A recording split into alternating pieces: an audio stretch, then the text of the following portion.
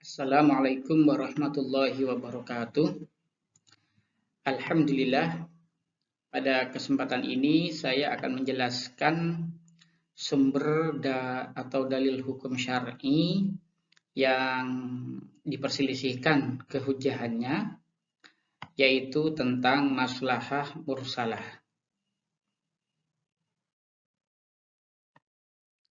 Pengertian maslahah, jadi maslahah itu secara bahasa berarti manfaat. Sedangkan menurut istilah usul fikih, sebagaimana yang dikemukakan oleh Imam Al-Ghazali, maslahah itu adalah segala sesuatu yang dapat melindungi atau memelihara tujuan syariat, yakni melindungi agama, diri atau jiwa, akal, harta, dan keturunan atau kehormatan. Nah, segala sesuatu yang dapat merusak salah satu dari 5 hal, yaitu agama, jiwa, akal, harta, dan keturunan, itu disebut dengan istilah mafsadah.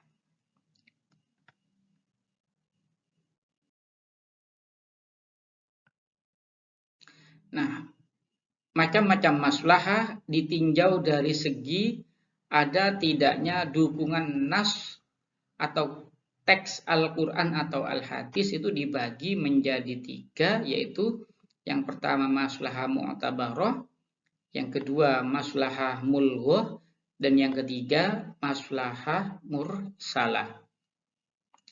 Maslahah mu'tabarah itu yaitu kemaslahatan yang didukung oleh adanya nas khusus. Misalnya perintah jihad untuk melindungi agama, itu ada nasnya.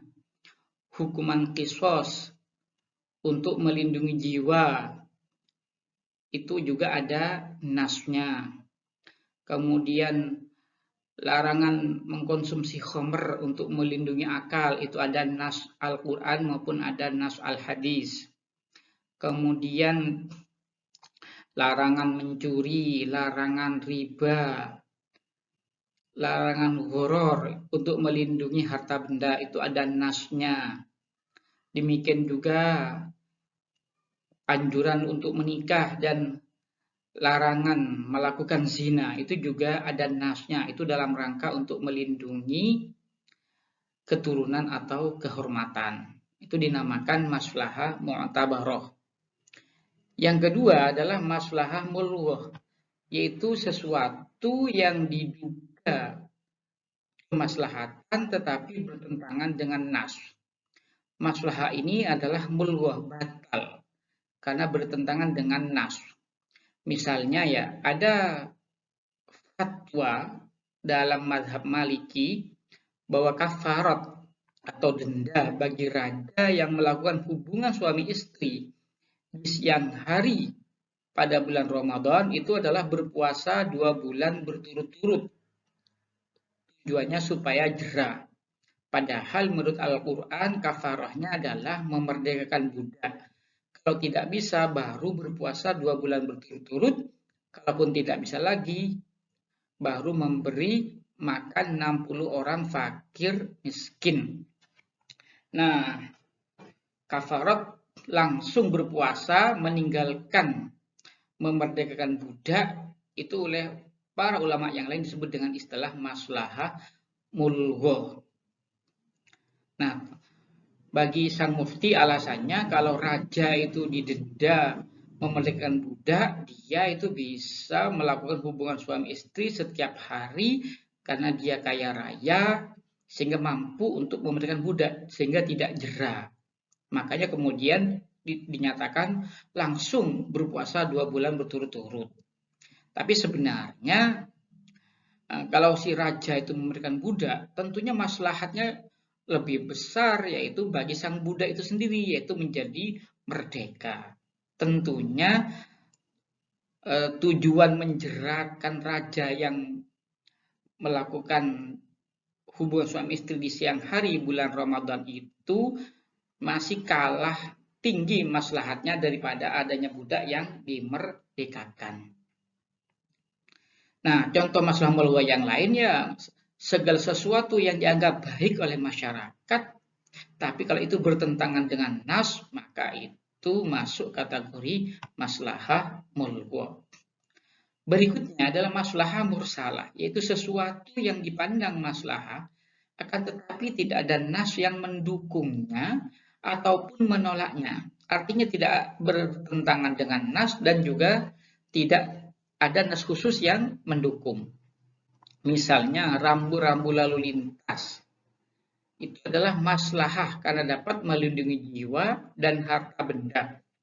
Akan tetapi tidak ada nas yang mendukungnya maupun nas yang melarangnya.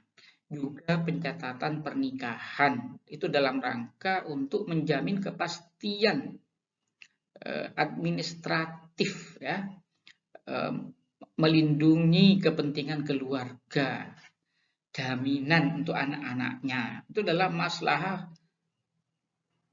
tetapi tidak ada nas yang menyuruh maupun nas yang melarang, makanya dinamakan maslahah mursalah.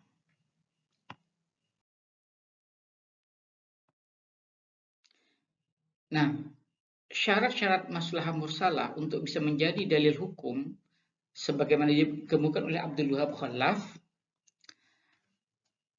pakar usul fikih dari Mesir, yaitu maslahah itu harus nyata, tidak semu apalagi palsu. Jadi kalau rambu-rambu lalu lintas itu jelas ya maslahahnya nyata. Kemudian maslahah itu harus mencakup kepentingan umum bukan kepentingan pribadi. Ya, yang namanya rambu-rambu lalu lintas itu ya untuk kepentingan semua pihak, ya, baik pengendara, pejalan kaki ataupun masyarakat yang lain. Dan maslahah itu tidak bertentangan dengan nas Al-Quran atau hadis. Karena kalau bertentangan dengan nas Quran atau hadis dinamakan maslahah mulghah.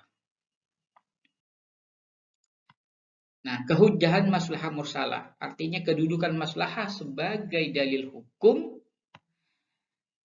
Nah, maslahah mursalah banyak digunakan dalam mazhab Maliki dan mazhab Hambali.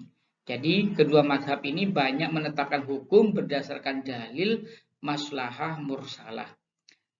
Sedangkan dari kalangan mazhab Syafi'i yang menggunakannya antara lain adalah Imam Al-Ghazali sebagaimana yang beliau tulis di dalam kitab Al-Mustasfa, di mana beliau mengakui maslahah mursalah sebagai dalil hukum syar'i. Demikian penjelasan tentang maslahah mursalah. Akhirul kalam. Wassalamualaikum warahmatullahi wabarakatuh.